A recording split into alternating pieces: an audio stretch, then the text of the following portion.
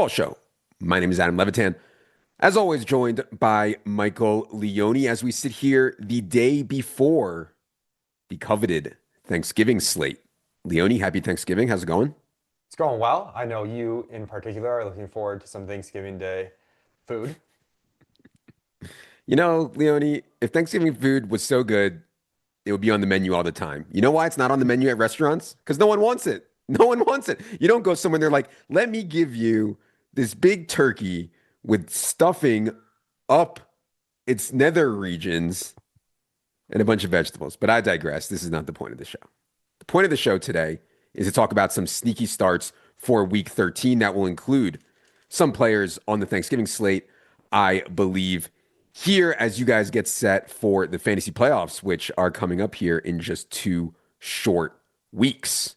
Also, appreciate everyone in chat. Happy Thanksgiving to all of you. We will have some time for questions here. If you put your questions into the chat, producers of Bleacher Report will go ahead and send those over to us, and we will do as many as we can.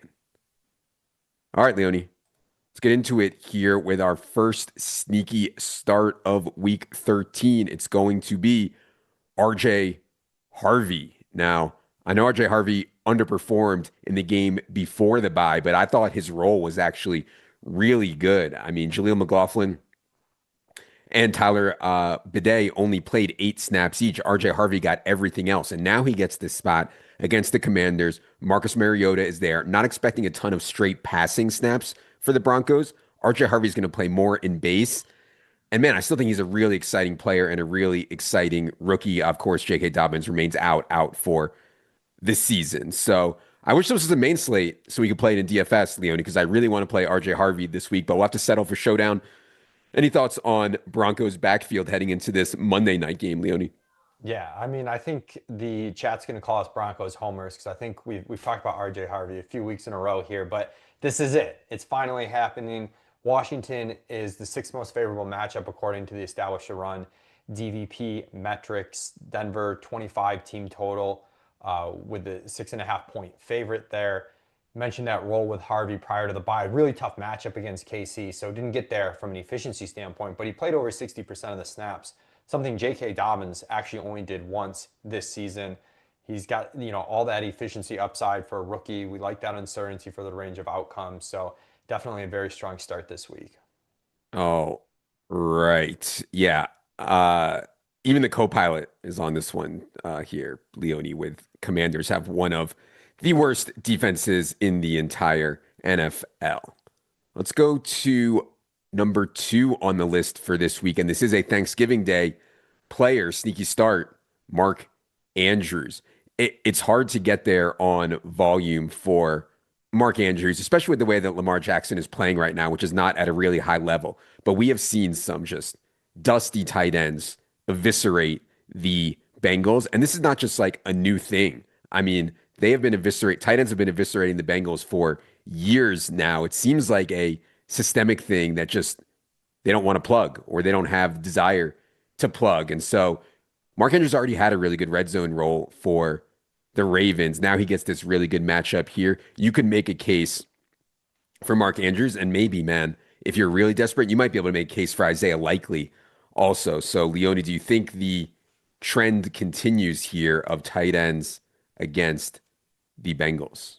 Yeah, grabbing the co-pilot here, asked co-pilot to help us identify the worst defenses to target in fantasy football in week 13. We already got one with RJ Harvey against the Commanders. Got the Cowboys on this list, so fire up your Chiefs wide receivers on Thanksgiving Day. But you also have the Giants, maybe some foreshadowing to another player on this list, and the Bengals that we hit on here. Bengals in particular against running backs and tight ends. And the co-pilot lines up with our DVP metrics over at Establish the Run, which against the tight end position, we have Cincinnati inflating opposition fantasy points when you adjust kind of for the strength of the opposition and whatnot, 14%. The next closest is the Colts at 5%. So it's an absolutely outlier matchup. It seems like it's a systemic thing with the way they play defense. They really funnel targets underneath a lower ADOT against them. They don't blitz at a very high rate. They play zone, kind of like at a neutral rate. So all of this stuff works out well as the co-pilot falls down from my shelf there. Good job by me. Um, all this stuff just lines up really well for the tight end targets for Baltimore. And you hit on the red zone stuff with Andrews. In our projections for ETR, we kind of give everybody a multiplier from their base target share to their percentage of team touchdowns. And Andrews has one of the highest, really high proportion of his catches are going to go for touchdowns relative to most players. Yeah, it's really outrageous. You can tell when Lamar gets back there around the goal line, he is looking for Mark Andrews. All right, let's get to a couple of chats from the people, considering we are men of the people. Masu03 says, will Drake London be back this season? Yeah, I think he will. I know they called him doubtful already for this week, but I do not think that Drake London's going to be out for the season. Michael Penix is out for this season. I know it's getting late in the fantasy realm, but there's still, what do we have? 6 weeks left in the real NFL season. And so, no, I do not think that Drake London is going to be out that long. The problem is, for me, is at least like Darnell Mooney. I know he had that big catch last week, still only 13% of the targets. And then you're down to guys like David Sills, Kyle Pitts, who I think, really is not good enough. And yeah, they're just really struggling with Kirk Cousins at quarterback. So it's a mess right now for the Falcons. There's no doubt about that. But yeah, I think Drake London will be back this season. Um, RMT says, I need a deep league wide receiver. No ETR will deliver to us sick puppies. So I don't know exactly what you mean by deep here, RMT. If you want to go real deep, Leone, you could say one of the Bengals receivers here. No T. Higgins in this game, Yoshi Voss or Mitchell Tinsley. I know Leone gave a take last night. Mitchell Tinsley ahead of Yoshi Voss. I think that one is really, really close. There's other wide receivers, but I don't know like how deep he wants to go. But anybody on your mind for deep wide receiver this week, Leone? Yeah, I mean, we're going to cover a couple receivers that maybe are available in deeper leagues as we move through the sneaky starts. So, pay attention to what's upcoming there. But yeah, the Cincinnati wide receivers with T. Higgins out. We saw Yoshavas has, for a while been running a ton of routes, but up there to 90% with Chase out last week. Of course, T is out this week. Mitchell Tinsley, though, was the one that really jumped up. Someone who played anywhere between 5 to 20% of the routes, ran 74%. That's what we love to see, the condensed passing game. And I do prefer him to Yosavas just because, Yoshi's been in this spot a bunch of times, been kind of disappointing from a target per route run standpoint. We saw the Tinsley touchdown last week. I just think there's a little bit more unknown upside. But yeah, it's great for Cincinnati to be in a spot where they're going to throw a whole ton as dogs to Baltimore, and Joe Burrow's back. So Tinsley would be, my preferred pickup if you're really a sicko in a deep league. Yeah. Tinsley was really good at Western Kentucky, and then he transferred to Penn State. And he was just okay, for Penn State. But man, he had some awesome games there for Western Kentucky before transferring. Has not done anything in the NFL to this point outside of a 2 touchdown preseason game. Shout out to my team preseason brothers. Last question before we get back to our list here. Dollar says, should I trade Teteroa McMillan for Javonte Williams? Williams will be in my flex. Yeah, I mean, I think so. I know Teteroa caught the touchdown, but I wanted to trade Teteroa after that game against the Falcons. Like, they do not want Bryce Young to drop back. When he does drop back, he just throws short. It's really hard for Teteroa McMillan to really have huge games. I know it happened against Atlanta, but I would much prefer to have Javonte. Do you agree there, Leone? Javonte Williams versus Teteroa rest of season? Yeah, I think I agree there. And Javonte's run a little bit bad from a fantasy perspective. He was scoring a bunch early. He hasn't scored in 3 weeks. For leagues that give bonuses for 100 yards, he's just missed that. But he's still dominating the carries. He's getting about almost 20 carries a game.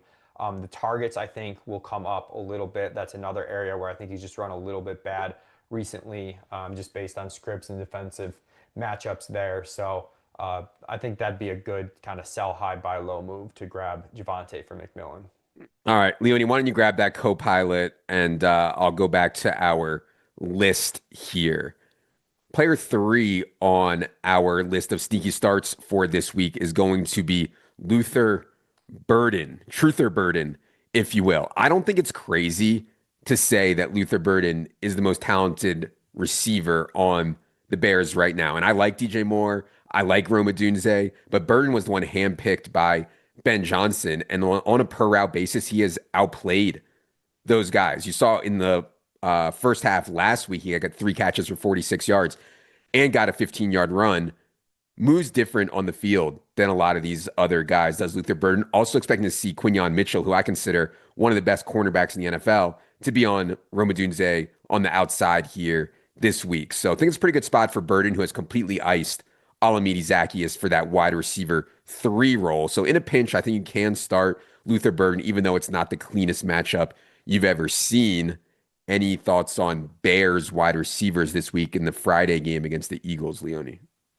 Yeah, I think, we're going to see the pass rate maybe a little bit more elevated from the Bears as 7-point dogs in this matchup.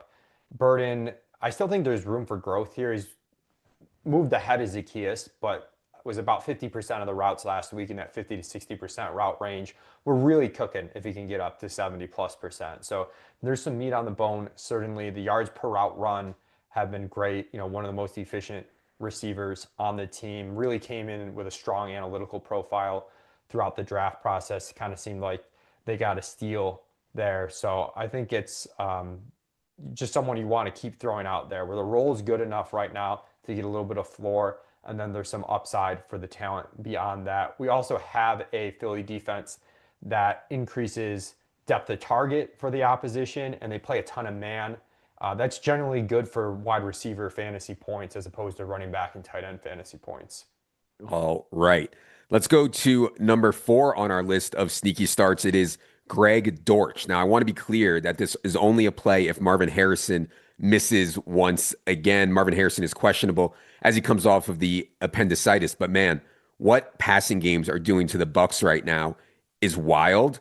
And also, I mean, Jacoby Brissett is completing passes at like a historical rate. And that has flowed through to Greg Dortch, who is undersized, but the slot man here for Brissett and this past game. So if they're going to drop Jacoby Brissett back 40, 50 times in a game and they're playing the Bucks, you can play the number 2, number 3 wide receiver for the Cardinals here. Leone, what do you think? How sustainable is this Jacoby Brissett historic run?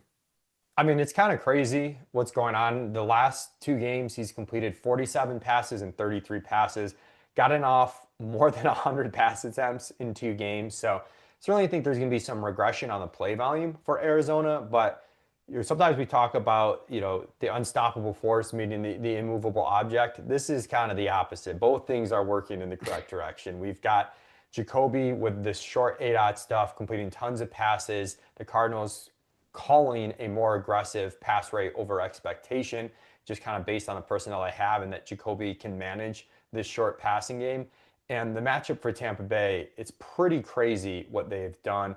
Kind of similar to Cincinnati, where it's just there's a systemic thing with the defense because it's year after year. It's not just this year. Teams are always throwing against Tampa Bay. We have them inflating opposition pass rate at nearly the highest in the league. That extends to the touchdown side of the ledger too, where teams' percentage of offensive touchdowns are coming more from the pass than the run when you face Tampa Bay. So I do think it's one more spot to fire up Brissett. There's just not that many teams that are going to project to complete 25 passes, and we're probably going to be around there that week for Brissett. Dortch, of course, in that low 8-aught role as the slot wide receiver. Michael Wilson getting the outside stuff with Marvin Harrison out should benefit from all of that.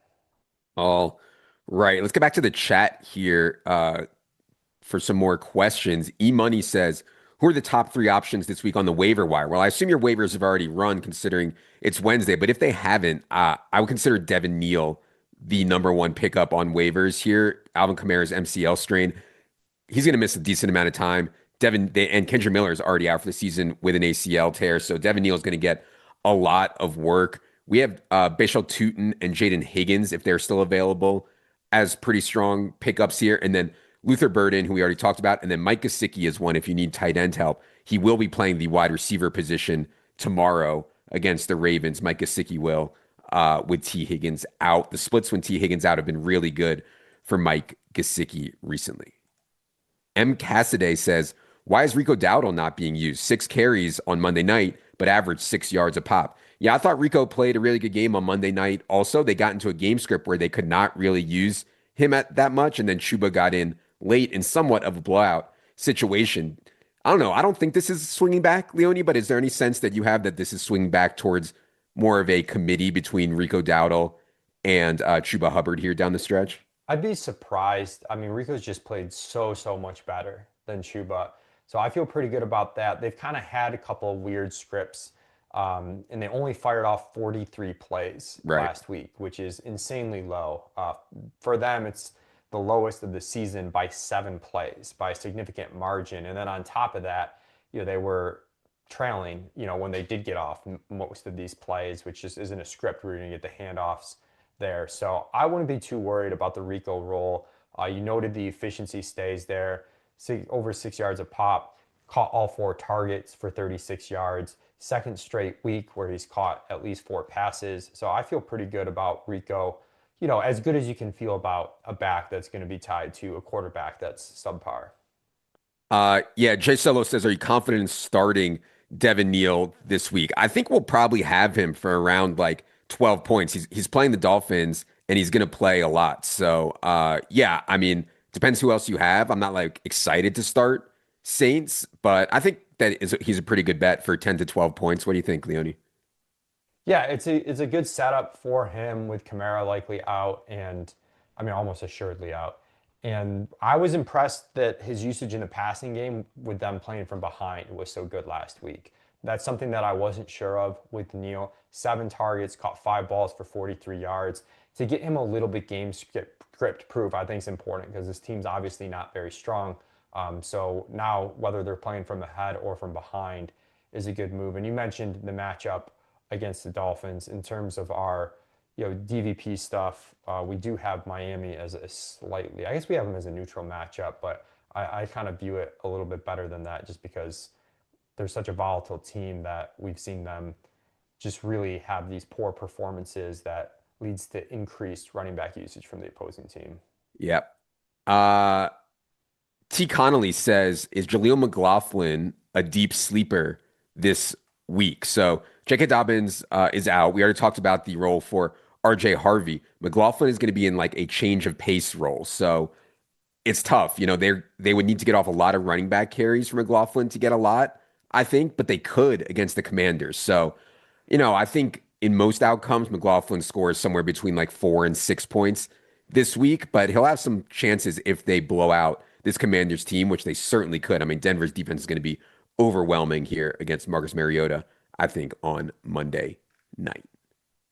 All right. Let's get back to our list here of sneaky starts for week 13. Oh no, we already talked about this one, but next one is Devin Neal here against Miami. Just spent a bunch of time on Devin Neal, so don't want to go too much further, but he might play 70, 75 plus percent of the snaps here against the Dolphins. And obviously that is pretty valuable when it's someone that you can pick up off of waivers. Yeah, we've Last got guy, Neal for about 13 carries and 4 targets, arguably a little bit conservative there. So I think there's some upside beyond that. That's a really solid role, against a below average opponent. okay. Last sneaky start for week 13 is not going to be a popular one, Leone, but it is Ramondre Stevenson. So Trevion Henderson was way ahead of Ramondre Stevenson last week. You get another week removed, though, from the injury for Ramondre. And listen, Trevion, I know I was excited about him generally. He only averaged 3.6 yards per carry against the Bengals. So it's not like the coaches are going to go back and look at this tape and be like, you know what, man? Ramondre can't play. Trevion's too good. I don't know if they're going to say that. So we could get more carries here. I still think Trevion will be ahead, but I do think Ramondre's role could grow. And then you get this incredible matchup against the Giants. So, Leone, what do you think about New England backfield right now after we got a sample of Ramondre and Trevion together post Trevion breakout? Yeah, I think it's going to be, obviously a much tighter split than it was last week with more time off for Ramondre Stevenson. Hopefully, he gets some full practices all week this week. And you hit it, like Henderson's been pretty boomer bust. I know he's been awesome from a fantasy perspective, but he broke that one long run kind of late when they were running out the clock against Tampa Bay, was really sort of inefficient on the other runs, again, with the exception of one long run. back-to-back weeks where, I think he's a very good player with home run upside. But as you said, there's just enough there that's going to put the coaching staff still having confidence in the vet and Ramondre. And most importantly, the matchup against the Giants. We had asked Copilot earlier, the top matchups of the week. The Giants was one of the worst defenses on that list. Our stuff at ETR once again agrees with the Copilot fully in terms of points allowed to the running back position.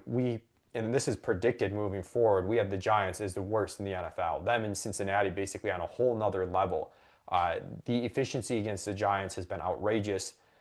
Jahmyr Gibbs, obviously in a class of his own, but had the huge touchdown runs, a couple of them last week. Even going into that week, we had Giants inflating yards per carry at the highest rate in the league. Also, inflating percentage of teams' touchdowns that come on the ground versus the air. So there's actually room for both of these backs to be quite valuable for New England this week. Yep, agreed. All right. We got about 5 or 6 more minutes here. We'll get to as many chats as we can. Steven Pereira says, with the news Bucky being on a pitch count from Bowles, who should I start? Bucky, Tedero McMillan, Michael Wilson, Wandale Robinson. He needs to sit one of them. My initial gut is sitting Tedero McMillan here, but we do need to work on getting information on exactly how much Bucky Irving is going to play in this game. So, we'll be following the news there. My initial lean was sit Tedero, but if you think that Bucky is going to only handle 8 to 10 touches, and listen, he's been out for 2+ months, I could see that. Then maybe it's you sit Bucky and give it a week. Leone, any thoughts on that one? Yeah, I'm maybe a little bit higher on McMillan than you are. Just given that it's back-to-back weeks where they've had two of their highest pass rate over expectation. Even I know the script was kind of crazy last week and it won't happen. And McMillan's target share has really come up and sort of dominated. So I do like him here, and it's still close between all these players, but I think I would get McMillan in over Wandale if Okay. I had to. Okay. Jay Reed says Burrow or Lamar straight up. Well, this is timely for the Thanksgiving slate. I don't know what's going on with Lamar, man. I understand he's had hamstring, he's had ankle, he's had knee issues, he's had foot issues this year, but he's practicing full, not listed on final injury report. I think he looks okay on the eye test, just watching him. But man, this team had 0 points at halftime at home against the Jets on Sunday. And now, but listen, he gets to play the Bengals this week, man. And I think Lamar is going to break out and play well, but there's not much data that suggests it other than zooming out to last year and years before that. So what do you think, Leone? What's going on with Lamar and Lamar versus Burrow?